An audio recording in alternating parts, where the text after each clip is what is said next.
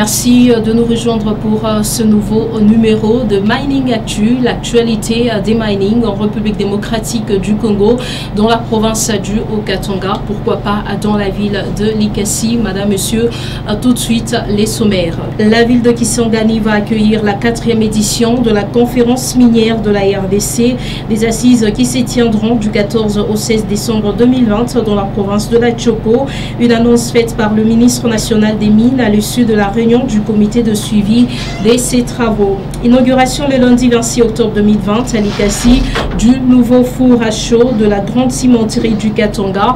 Une cérémonie riche en couleurs qui a connu la participation du ministre des Mines, celui de l'économie ainsi que toutes les autorités de la province du Haut-Katanga.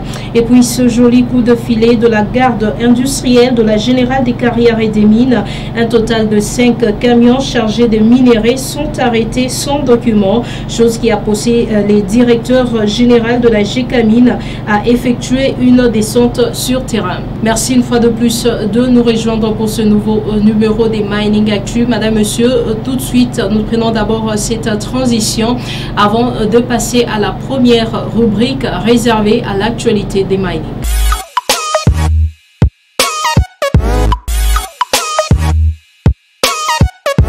Débutons avec ces images en illustration. Les 6 novembre 2020, son Excellence, Monsieur les ministres des Mines, le professeur Willy Kitobo a présidé une réunion du comité de suivi de la conférence minière de la RDC. Objectif, valider les termes de référence, les programmes des travaux et les budgets prévisionnels de cette manifestation. La réunion s'est terminée par l'annonce du ministre de la tenue prochaine à Kisangani dans la province de la Tchoko du 14 au 16 décembre 2020 de la 4e édition de la conférence minière de la RDC sous l'initiative de son Excellence Monsieur le Président de la République, chef de l'État Monsieur Félix Antoine Tshisekedi Tshilombo. Lors de cette annonce, le ministre des Mines a rappelé que la conférence minière est un cadre de réflexion et des débats d'idées et d'échanges d'informations entre les représentants de l'État, les entreprises minières, la société civile,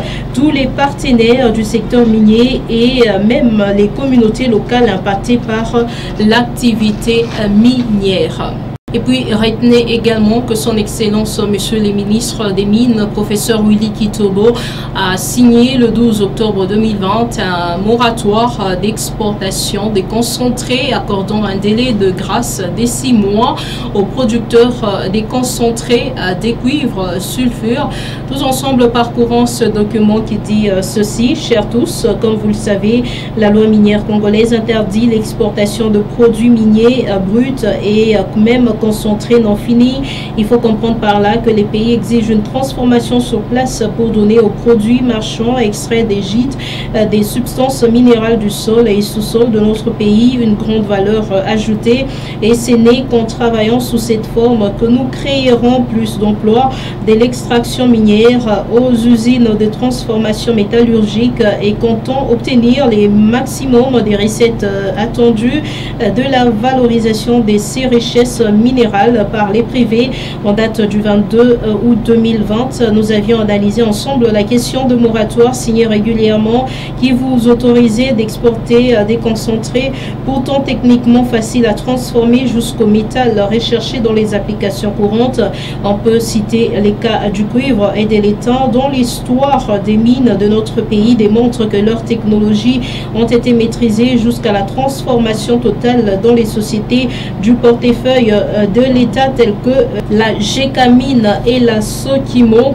À l'issue de nos échanges, tout le monde était d'accord qu'il était important de transformer sur place les concentrés pour leur donner une valeur ajoutée, surtout dans les cas des concentrés de cuivre, quand il y a des sociétés qui développent de nouvelles technologies de leur transformation sur place, mais la prise en compte des données technico-économiques de certaines entreprises et ou de termes de contrat avec leurs acheteurs étrangers énergés sont des motifs qui pourraient justifier la signature d'un nouveau moratoire. La décision prise ce même jour du 22 août 2020 était d'accorder un moratoire sans limitation des délais jusqu'à nouvel ordre aux miniers producteurs des hydroxydes et carbonate des cobalt, puisque tout le monde était d'accord que ces métals est plus recherché aujourd'hui dans le commerce mondial sous forme des sels que des métals. L'autre moratoire a été accordé au concentré de 3T et d'étain pour des raisons des déficits créant d'énergie à l'Est, freinant toute industrialisation.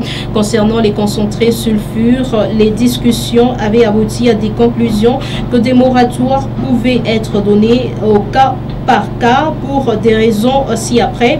La qualité de certains concentrés de cuivre est incompatible avec les alimentations recherchées à l'LCS, la seule société possédant le monopole de transformation des sulfures dans le Grand Katanga.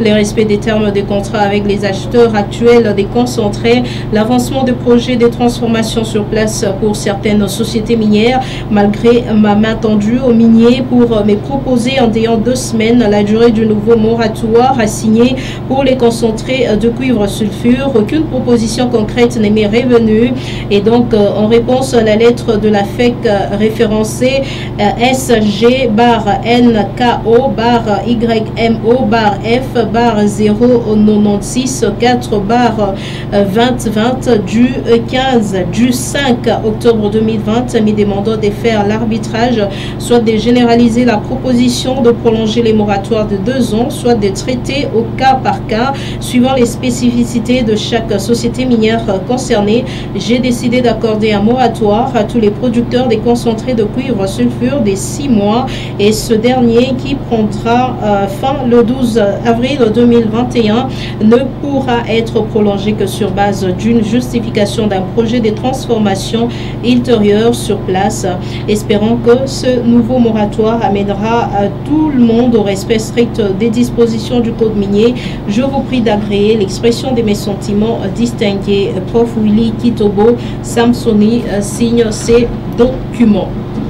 Et puis la grande cimenterie du Katanga, GCK, a procédé à l'inauguration du tout nouveau four à chaud dans ses installations. Cette cérémonie a eu lieu en présence de certains membres du gouvernement et plusieurs invités. Les détails dans cet élément. Ce dispositif gigantesque que vient d'acquérir la grande cimenterie du Katanga permettra la transformation du calcaire en chaux par cuisson à haute température en grande quantité au sein de cette entreprise.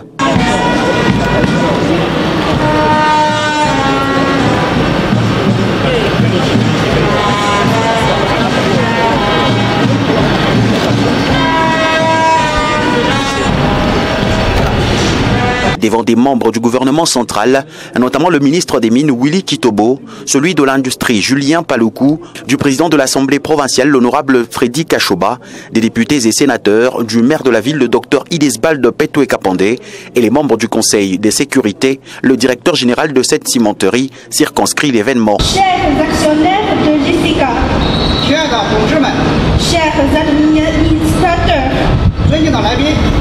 distingués invités, 在此，我代表迪斯基全体员工，对大家在百忙之中参加迪斯基公司南汇县点火仪式表示热烈的欢迎和衷心的感谢。À vos titres et qualités respectifs, au nom de l'ensemble du personnel de GCK, je voudrais vous souhaiter une chaleureuse bienvenue et vous présenter mes remerciements pour avoir rehaussé de votre présence. Prenant la parole, le ministre de l'Industrie Julien Paloukou loue les efforts fournis par la GCK à travers cette dotation qui désormais répondra aux besoins de production à grande échelle de la chaux. Donc si au niveau local, nous avons la capacité de satisfaire à la demande locale, il n'est plus besoin de continuer à enrichir les autres parce que nous devons créer la richesse au niveau de la République démocratique du Congo. Nous saluons pour ce faire le gouvernement auquel nous avons succédé, parce que nous sommes dans la continuité des services publics de l'État. Celui-ci, comme tous les invités, vont procéder à la visite guidée sous les explications de l'ADG.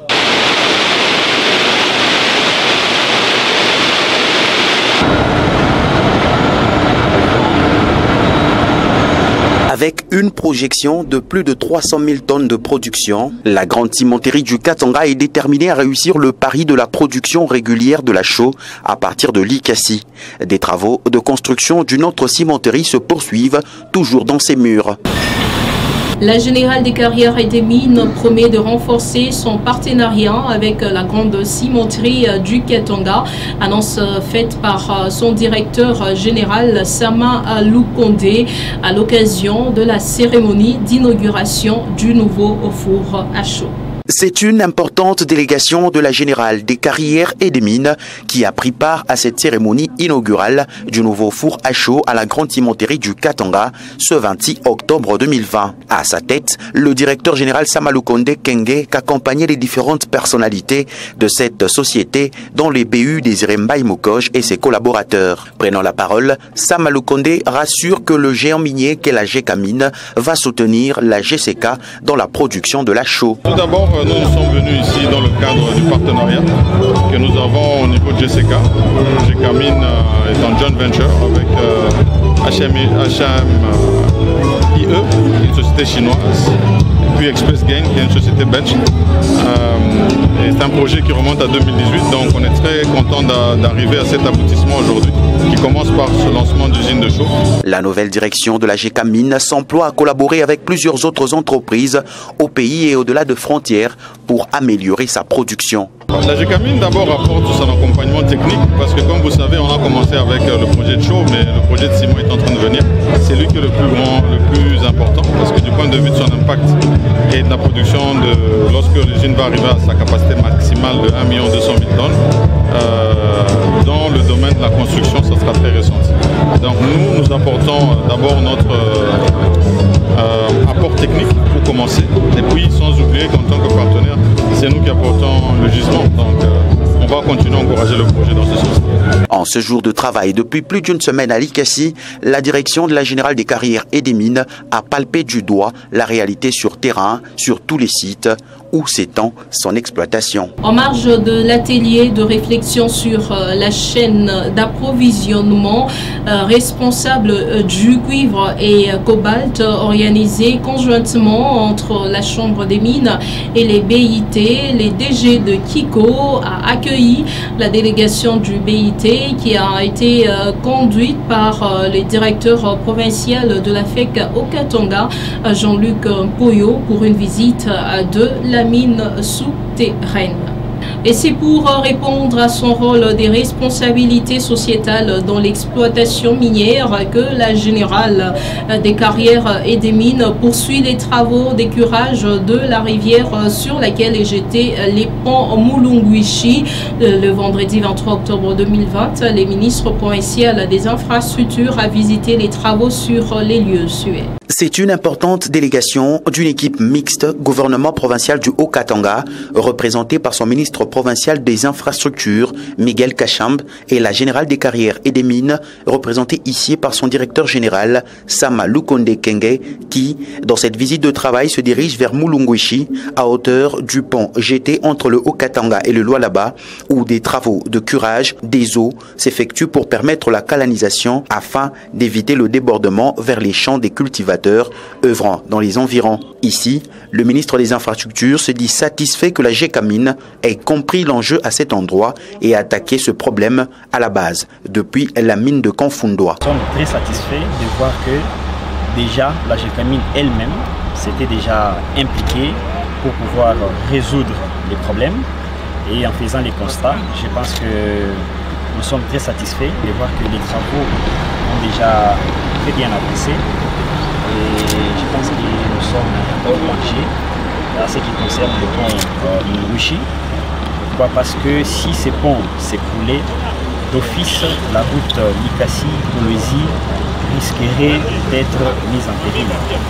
La Générale des Carrières et des Mines, quant à elle, s'inscrit dans la protection de l'environnement. L'équipe dirigeante promet d'y veiller toujours au-delà de la production qui s'améliore depuis peu. Dans cet élan-là que nous nous retrouvons ici, nous voyons toutes les équipes qui ont été mises à contribution à pied d'œuvre et comme l'Excellence l'a dit tout à l'heure, nous allons nous assurer que ces travaux soient menés jusqu'au bout et que tant la digue de Kipushi soit protégée, ainsi que le pont. Cette visite est un périple qui a commencé depuis Kipushi, en passant par Lubumbashi et Likasi, avant de se poursuivre à Kambove et partout où le géant de la production minière en RDC œuvre.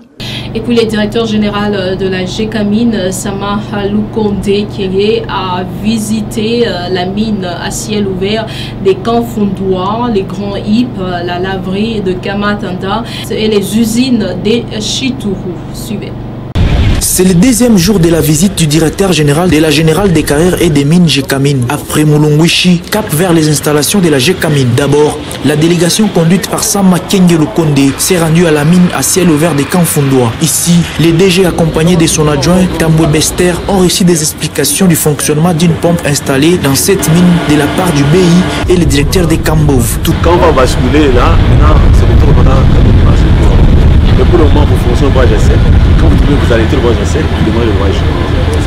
Toujours dans la mine des camps fondois, ils ont inspecté les bassins des rejets des minéraux en construction par l'entreprise Rulco. La suite de Sama se dirige vers la mine de Kamatanda pour s'imprégner de l'évolution de la laverie avant de faire un crochet au grand HIP. Ici, quelques difficultés ont été soumises au DG de la GECAMIN par les responsables, notamment les vieillissements des conduites et les remplacements de quelques pompes. Sama Lukonde Kenge va chiter sa visite du travail par les installations des usines de Chitourou dans la salle d'électrolyse où il a vu comment se fait la production et il sera arrêté par un groupe d'agents pour lui soumettre leur désiderata. Le DG promet une suite favorable.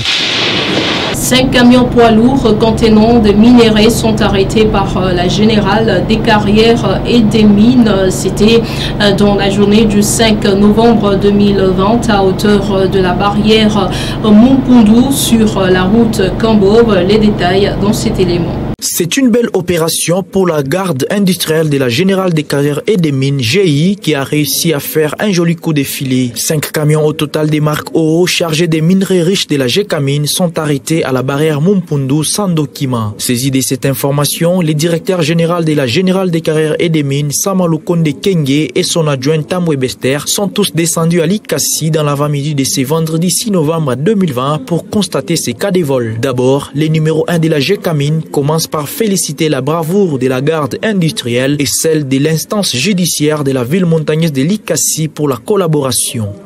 D'abord vous saluer. Comme vous le voyez, nous sommes venus dans une mission de constat. C'était pendant qu'on était à Kinshasa. On a été prévenu qu'il y avait une cargaison frauduleuse qui avait été prise au niveau d'une de nos barrières sur la route de Kambo. Et tout de suite, j'avais demandé à ce que ça puisse attendre que la direction générale vienne faire le constat. Au DGA d'ajouter, Tambwe Bester demande au procureur du tribunal des grandes instances, du TRIPE et celui du tribunal d'épée de faire une justice équitable, question de décourager ces gens qui ne veulent pas l'évolution du pays.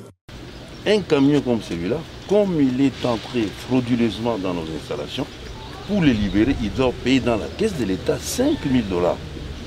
La suite de Sama Lukonde Kenge est allé voir les stockages des minerais à l'estacade dans les usines de Chitourou. Il promet d'accompagner les chefs de l'État dans ses actions de lutter contre la corruption et les vols. Ici, nous allons laisser le relais à la justice de poursuivre les enquêtes qui doivent être menées. Nous, à ce stade, nous avons été remis dans nos droits et nous remercions la justice pour ça, du fait que nous avons pu récupérer nos produits. Pour le reste, ça sera entre les mains de la justice. C'est donc un signal fort lancé par les comités Sama Lukonde Kenge. Cela fait 20 ans que disparaissaient 21 agents dans une embuscade à l'Afredex et tous les personnels de l'Africaine des explosifs ont salué la mémoire des survivants par une manifestation commémorative en présence du maire de la ville de Likasi et d'autres invités. Images et commentaires.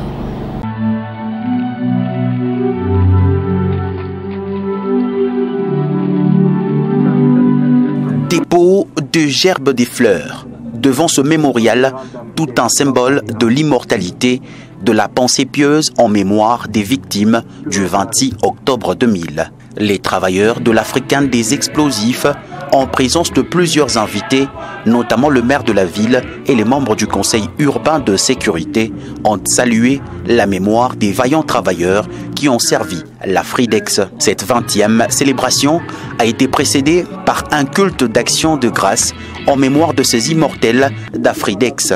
Il s'en est suivi une série de discours, notamment celui du directeur général, lu par son administratif, qui a salué le courage de ces illustres travailleurs. Nous nous souvenons de ceux qui ont travaillé avec nous et qui sont tombés victimes de cet accident. Nous leur rendons un hommage renouvelé et leur exprimons notre gratitude pour leur sacrifice. Le représentant des familles des victimes a saisi cette opportunité pour saluer et remercier Afridex pour l'assistance dont ils sont bénéficiaires. Depuis 2000, ile événement ilifanyikaka jusqu'à leo tunakuwa na 20 ans. Bale barikufa beko chini na Mungu eko yulu amkumbuke papa directeur na Mungu amsaidie. Ule atamkombanisha Mungu wa kumbingu atakutana naye na ule bale beko chini batakutana naye. Désormais donc, un mémorial sous lequel sont gravés les noms de ces vaillants est érigé sous les lieux où le drame s'était produit il y a, jour pour jour, 20 ans. À travers cet acte, le grand amiral Baudouin Liwanga ainsi que toute son équipe n'ont pas dérogé à la règle en marquant cette fois d'une empreinte indélébile ce cérémonial annuel. Voilà, fin de cette rubrique réservée à l'actualité. Madame, Monsieur, je vous retrouve après cette transition pour prendre la dernière rubrique de cette émission.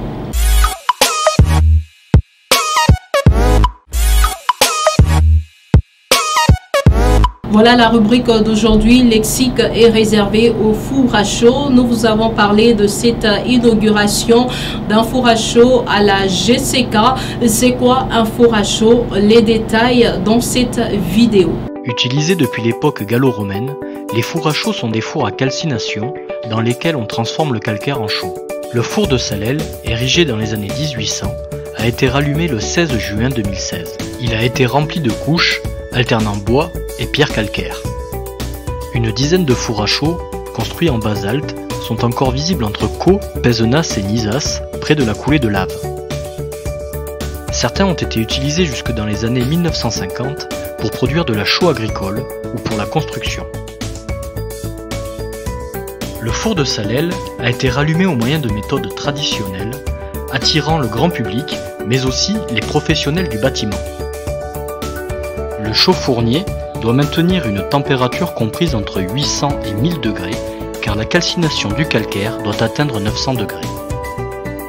La cuisson a duré 2 jours et 1 nuit. Ce fut l'occasion de fêter dignement cet événement.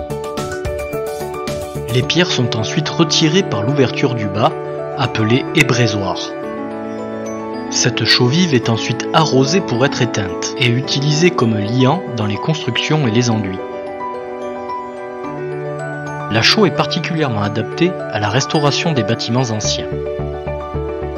La production de ce four sera testée sur des petits chantiers de restauration.